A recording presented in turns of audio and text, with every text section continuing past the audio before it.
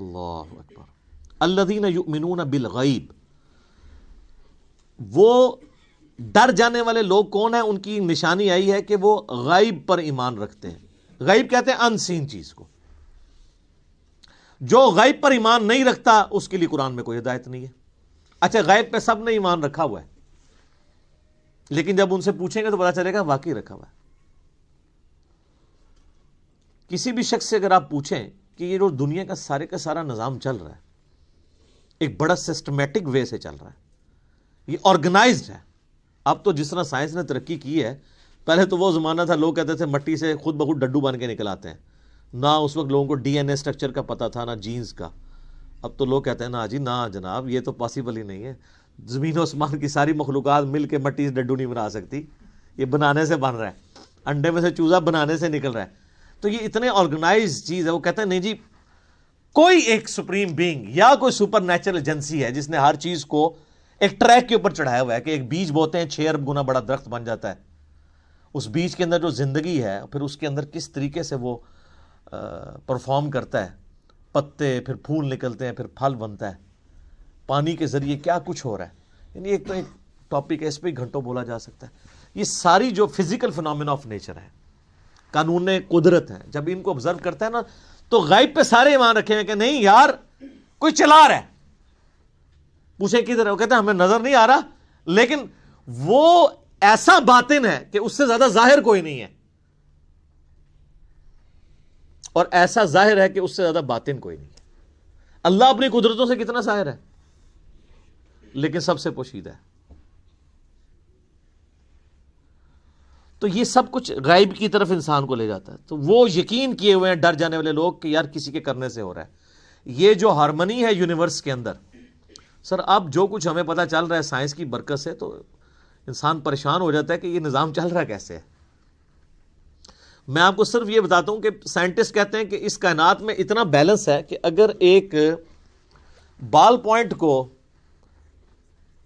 اس کی نوک پہ کھڑا کر دیا جائے، یہ پاسبل ہے کہ نوک پہ کھڑا ہو جائے؟ بہت ہی زیادہ کوئی سوفسٹیکیٹڈ بیلنس ہو تو یہ پاسبل ہے. اور یہ 1 ارب سال یوں کھڑی رہے گرے نا، اس سے زیادہ بیلنس جو ہے نا وہ اس کائنات میں ہے. اور یہ balance millions of fine tunings کے ساتھ چل رہا ہے. ایک ایک فائن ٹیون اگر خراب ہو جائے نظام نہیں چل سکتا. یعنی پانی کو اگر آپ دیکھیں تو پانی کی جتنی پراپرٹیز ہیں، کیمیکل پراپرٹیز، فزیکل پراپرٹیز، ہر ایک فائن ٹیون ہے. اس کی گریوٹی ڈسٹرب ہو جائے ختم. یہ فضا کے اندر جو آکسیجن اور نائٹروجن کی مقدار ہے، نائٹروجن زیادہ ہو جائے یا آکسیجن کم ہو جائے، کوئی زندہ رہ سکتا ہے؟ یہ بھی ایک فائن ٹیوننگ ہے. سورج کا زمین سے فاصلہ، یہ بھی فائن ٹیوننگ ہے. پھر سورج اور زمین کے درمیان جو اللہ تعالیٰ نے لیئرز رکھی ہیں، 99.99% ہارمفل ریز ہیں سورج کی، وہ نیچے آتی نہیں ہیں، راستے میں ریپیل ہو جاتی ہیں. کچھ اگر کراس بھی کرتی ہیں ارتھ میگنیٹک فیلڈ کی وجہ سے ریپیل ہو جاتی ہیں، اور صرف وہی آتی ہیں. سر سائنٹسٹ کہتے ہیں کہ یہ میریکل پلانٹ بنایا گیا ہے اس لیے کہ یہاں پہ زمین پہ انسانیت کو آباد کیا جائے. وہ کہتے ہیں یہ پلان کے بغیر ہو ہی نہیں سکتا. اس کو لائف کے لیے، لائف ایگزسٹ کرنے کے لیے فیزیبل بنایا گیا. وہ کہتے ہیں سپریم بینگ یا مدر نیچر، کوئی بھی نام دے دیں، الٹیمیٹلی غیب پہ سب کے سب لوگ ایمان رکھتے ہیں. تو سر جب وہ اس طرح کے غیب پر ایمان رکھنے والے لوگ ہوں گے تو پھر الٹیمیٹلی ان کے اندر ایک کوالٹی پیدا ہو جائے گی کہ وہ اس گاڈ کو رسپانس کریں گے. وہ کہیں گے بس سب کچھ پھر تو ہی تو ہے، تیرے لیے سب کچھ ہونا چاہیے. تو وہ اگلی بات ہے، وَيُقِيمُونَ الصَّلَاةَ، نماز قائم رکھتے ہیں. پھر وہ نماز پڑھتے نہیں ہیں. نماز پڑھنے والے بہت ہیں، قائم رکھنے والے بہت تھوڑے ہیں. یعنی نماز کا پھر حق ادا کرتے ہیں. ایک تو اس میں ظاہر ہے سب سے بہتر چیز وہی ہے، یعنی پاکیزگی کا اعتبار سے اور پھر پروٹوکول سے نماز پڑھنا. پھر اس کے بعد نماز پڑھنے کے بعد جب آپ حقوق العباد کے معاملات میں آئیں گے تو آپ واقعی جس خدا کو آپ نماز کے اندر مانے ہوئے تھے، نماز کے باہر بھی اسی خدا سے ڈرتے ہوئے آپ ہیرا پھیری نہیں کریں گے، ڈنڈی نہیں ماریں گے، رشتہ داروں کے حقوق نہیں دبائیں گے، ماں باپ کے ساتھ بد اخلاقی نہیں کریں گے، بیوی بچوں کے حقوق نہیں سلب کریں گے، کسی کی جائیداد نہیں ہتھیائیں گے، کسی کو دھوکہ نہیں دیں گے، دودھ میں پانی نہیں ملائیں گے، حرام خوری نہیں کریں گے. یہ سب کی سب چیزیں نماز قائم کروا رہی ہوں گی آپ سے. تو نماز قائم کرتے ہیں. اور یہ جو الصلاۃ ہے نا جی، اس کا ترجمہ ویسے انگلش میں لوگ پریئر کر دیتے ہیں. پریئر اپروپریٹ ٹرانسلیشن بن ہی نہیں سکتی الصلاۃ کی. اردو میں ہم یا فارسی میں نماز کہتے ہیں. الصلاۃ بیسیکلی ورشپ ہے. ہم اللہ کی پریئر نہیں کرتے، ورشپ بھی کرتے ہیں پلس پریئر. نماز پریئر تو ہوتی ہے دعائیں، جس طرح کرسچنز آپ دیکھیں اپنے گرجوں میں جا کے میوزک کے ساتھ بھی دعائیں کر رہے ہوتے ہیں، وہ صرف پریئر ہے، وہ نماز نہیں پڑھ رہے ہوتے. ہم نماز پڑھتے ہیں صلاح، جس میں پریئر بھی ہوتی ہے اور ورشپ. ورشپ ہوتی ہے کہ آپ جس کو اپنا الہ مانے ہوئے اس کے سامنے پوسچرز بناتے ہیں. تو ہم اپنے خدا کے سامنے پوسچرز بناتے ہیں نا، قیام کی حالت میں کھڑے ہوتے ہیں، اس طرح بھی پوسچر بناتے ہیں، ایسے بھی پوسچر بناتے ہیں، چاہے وہ ربنا لک الحمد کے بعد بنا لیں یا قیام میں بنا لیں. پوسچر یہ بھی ایک بناتے ہیں، ارسال الیدین والا. پھر گھٹنے پہ ہاتھ رکھ کے رکوع کی حالت میں اللہ کے سامنے پوسچر بناتے ہیں. پھر الٹیمیٹلی اپنا ماتھا زمین پہ رکھ کے پوسچر بناتے ہیں. پھر بیٹھ کے پوسچر بناتے ہیں. یہ سارے کے سارے جو پوسچرز ہیں ہماری ادائیں ہیں.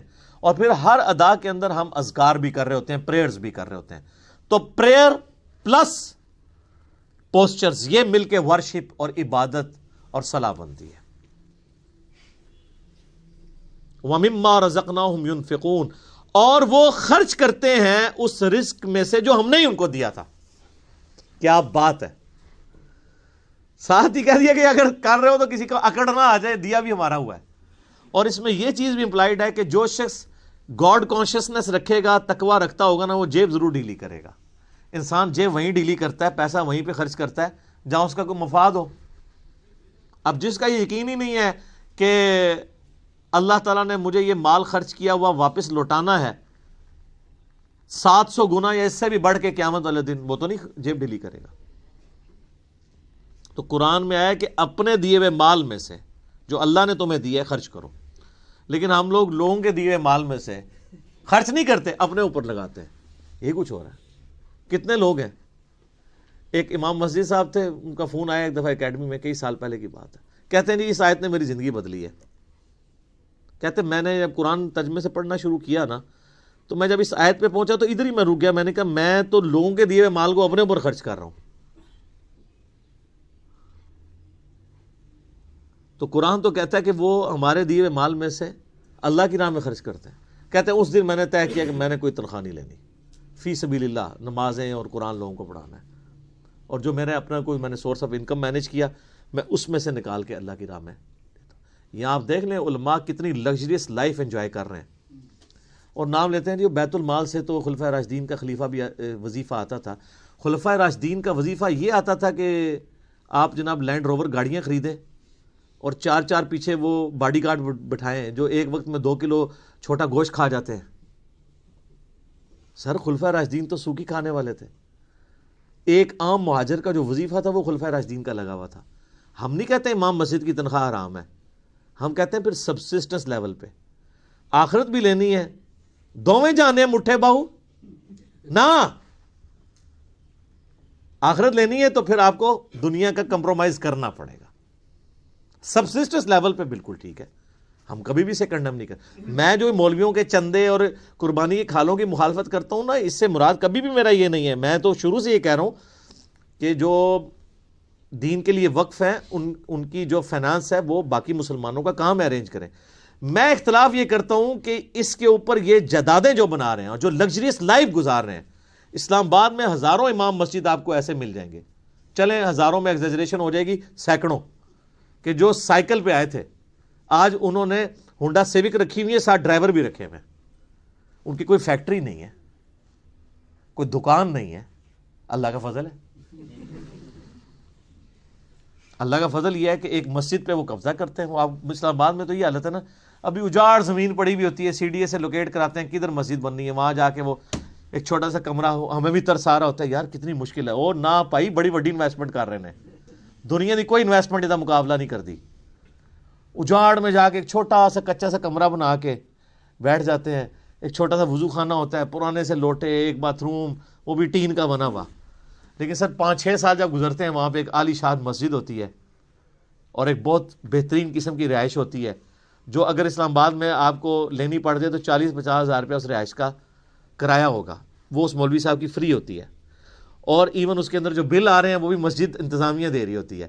لاکھ روپے کا ایک ایوریج پیکج وہ لے رہا ہوتا ہے، تنخواہ جو ہے وہ تو ویسے ہی ہوتی ہے نا چونگا۔ اور اس کے علاوہ جو جمعے کی نماز کے بعد جو لوگ ویسے وہ مٹھی میں رکھ کے چلے جاتے ہیں وہ علادہ سے، ٹھیک ہے نا۔ تو یعنی ایک پورا ایک سسٹم ہے جو اس کے اوپر چل رہا ہے۔ تو ہم کہتے ہیں سبسسٹنس لیول کے اوپر لائف گزاریں، پھر آپ نام لیں خلفائے راشدین کا،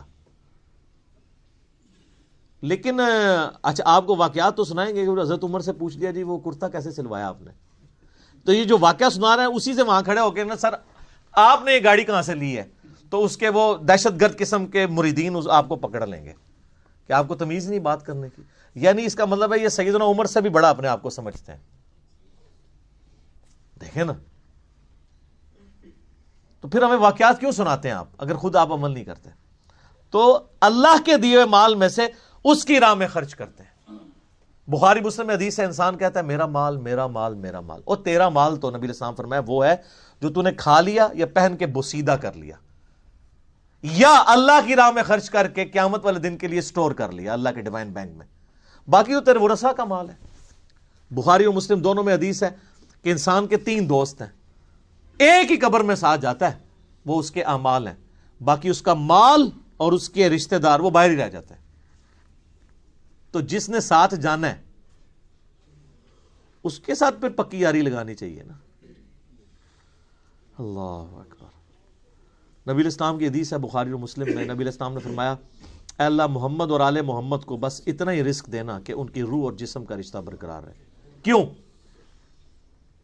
آپ علیہ السلام زیادہ مال کو اوائڈ کرتے تھے، آپ کی فقر کی زندگی تھی اور یہ فقر اڈاپٹڈ تھا۔ اما عائشہ کہتی ہیں خیبر کے بعد تو وسعت ہو گئی تھی لیکن حضور کی وفات تک ہماری حالت ہے، بخاری مسلم دونوں میں حدیث ہے، بعض اوقات 1 مہینہ، بعض اوقات 2، بعض اوقات 3 مہینے بھی ہمارے گھر میں چولہا نہیں جلتا تھا، 2 کالی چیزوں کھجور اور پانی پہ گزارا ہوتا تھا، اور کھجور بھی کوئی پیٹیاں یا ٹوکرے نہیں، 2 کھجوریں صبح اور 2 شام کو بس، اور 1 میٹھا پانی کا پیالہ صبح اور 1 شام کو، یہ ٹوٹل رزق تھا۔ میٹھا پانی اس وقت ایک ایشو تھا، دور سے بھر کے لانا پڑتا تھا۔ اور اس میں مجھے بتائیں حضور کی بیویاں حضور سے شکایت نہ کرتی تو کیا کرتی؟ لیکن جب شکایت کی سورۃ العذاب میں اللہ تعالیٰ نے ڈانٹ پلائی، ایسی ڈانٹ پلائی کہ یہاں تک کہا کہ نبی ان کو کہو کہ میں تمہیں مال دے کے چھوڑ دیتا ہوں۔ ہائے ہائے ہائے۔ اور حضور آئے ہیں، بخاری مسلم کے الفاظ ہیں، کہا عائشہ جاؤ اپنے باپ سے مشورہ کرنا کر لو، اللہ نے تو مجھے کہہ دیا اگر تم اس طرح ہی فقر کی زندگی گزارنا چاہتی ہو میرے ساتھ رہو، تو ادروائز میں تمہیں چھوڑ دیتا ہوں مال دے کے۔ انہوں نے کہا میں اللہ اس کا رسول اور آخرت کو چاہتی ہوں۔ وہ قرآن میں یہ آیا تھا اگر تم اللہ اس کے رسول اور آخرت کو چاہتی ہو تو پھر اسی طریقے سے نبی کے ساتھ گزارا کرو۔ تو آپ کی بیویاں اگر آپ کے ساتھ غصہ کھائیں نا تو صبر کیا کریں۔ نبی کی بیویاں، نبی کی تربیت یافتہ بیویاں، ان کے ساتھ اگر یہ معاملہ ہو سکتا ہے تو ہماری بیویاں تو پھر ان سے بہت دور ہیں۔